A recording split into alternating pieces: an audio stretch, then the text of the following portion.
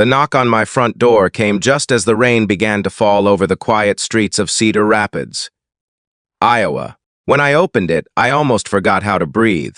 Standing on my porch with a single worn suitcase was my ex-wife's younger sister, Rachel. Her wedding was supposed to be only 5 days away, yet the joy that had once filled her eyes had vanished completely. She looked exhausted, frightened, and completely alone. I hadn't seen her since my divorce 3 years earlier, and the last person I ever expected to come asking for help was her. If you believe that kindness can change lives, that forgiveness is stronger than bitterness, and that everyone deserves a second chance, please take a moment to like this video, share it with someone who needs hope today. Leave your thoughts in the comments, and subscribe to the channel for more heartfelt stories that remind us humanity still exists. 3 years before that rainy afternoon, my marriage to Hannah had quietly fallen apart. There had been no dramatic betrayal, no shouting matches that neighbors whispered about. We had simply grown into different people. The divorce was painful but respectful. The only part I truly missed was the connection I had built with her family, especially Rachel. She had always been the optimistic one, the sister who believed every broken relationship could somehow be repaired with enough patience and kindness. After the divorce, we naturally drifted apart because everyone believed that was the proper thing to do. Now she stood at my door with trembling hands and eyes swollen from crying. I invited her inside without asking question. She sat silently at my kitchen table while I made hot coffee. Only after several quiet minutes did she finally explain why she had come. 6 months earlier, she had become engaged to a successful contractor named Aaron. Together, they had saved every dollar they could for a modest wedding and a small house outside Des Moines. Then everything collapsed within 2 weeks. Aaron's business partner disappeared after secretly draining company accounts, leaving enormous debts behind. The wedding venue demanded payment they could no longer afford. Their home purchase fell through. Aaron blamed himself so deeply that he left town to stay with relatives while trying to find work. Convinced he had ruined Rachel's future, Rachel had spent every cent trying to protect Aaron from financial disaster. She sold her car, emptied her savings, and even gave up the apartment she loved. She never asked her parents because they were already struggling with medical expenses. Pride kept her from asking friends. Finally, after exhausting every option, she remembered something I had once told her years earlier.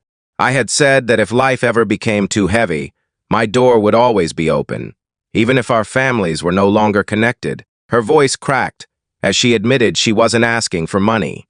She simply needed a safe place to stay until she could figure out what came next. Watching someone carry so much disappointment while still worrying more about everyone else than herself was heartbreaking. I offered her my guest room without hesitation. During the following days, I noticed that although Rachel had lost nearly everything, she never stopped helping others. She cooked dinner after I returned from work.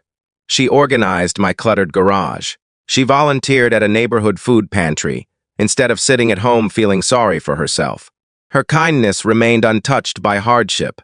One Saturday, while helping at the pantry, Rachel met an elderly widow named Margaret, whose grandson owned a regional event planning company. Margaret listened carefully to Rachel's story and was amazed that someone with experience organizing her own wedding had handled every detail herself before everything collapsed. A week later, Rachel was invited for an interview. Her warmth, organization, and calm personality impressed everyone. She was offered a full-time position coordinating community events and weddings across eastern Iowa. The new job didn't erase the pain overnight, but it restored something even more valuable than money. It gave her confidence again. A few weeks later, Aaron returned.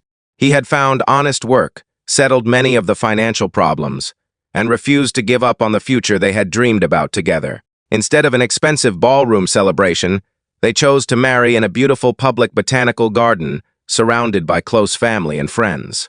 The ceremony was simple, heartfelt, and filled with gratitude, rather than luxury.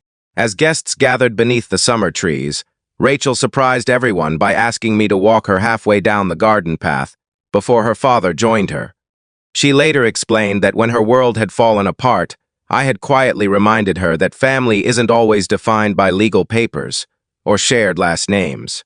Sometimes family is simply the person who opens the door without asking whether you're worthy of coming inside. Before we reach the end of this story, I'd love to hear from you. Please leave a comment telling us about a moment when someone showed you unexpected kindness, or when you were able to give someone a second chance. Your story might encourage someone reading the comments today. As I watched Rachel and Aaron exchange their vows beneath the bright American summer sky, I realized something that changed me forever.